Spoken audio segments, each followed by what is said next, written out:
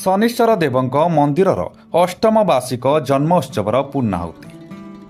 ଢେଙ୍କାନାଳ ସହର ରାଧାକୃଷ୍ଣ ବଜାର ଦୋଳମଣ୍ଡପ ସାହିରେ ଥିବା ଶ୍ରୀ ଶ୍ରୀ ଶନିଶ୍ଚର ଦେବଙ୍କ ମନ୍ଦିରର ଅଷ୍ଟମ ବାର୍ଷିକ ଜନ୍ମୋତ୍ସବର ପୂର୍ଣ୍ଣାହୁତି ଅନୁଷ୍ଠିତ ହୋଇଯାଇଛି। ପବିତ୍ର ଅକ୍ଷୟ ତୃତୀୟାରେ ସ୍ଥାନୀୟ ବଡ଼ଜୋରାଠାରୁ ପୂଜାର୍ଚ୍ଚନା କରାଯାଇ ସହର ପରିକ୍ରମା କରି ମନ୍ଦିରରେ ସ୍ଥାପନ କରିଥିଲେ। ପରେ ଅଧିବାସ ପୂଜା, ମଣ୍ଡଳାଦି ପୂଜା, ଅଗ୍ନି ସଂସ୍କାର ହୋଇଥିଲା।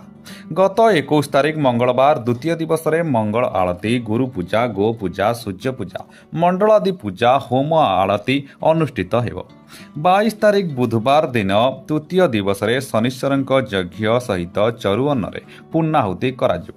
ମଧ୍ୟାହ୍ନରେ 800ରୁ ଉର୍ଦ୍ଧ୍ୱ ଭକ୍ତମାନଙ୍କ ପାଇଁ ପ୍ରସାଦ ସେବନ କରାଯିବ।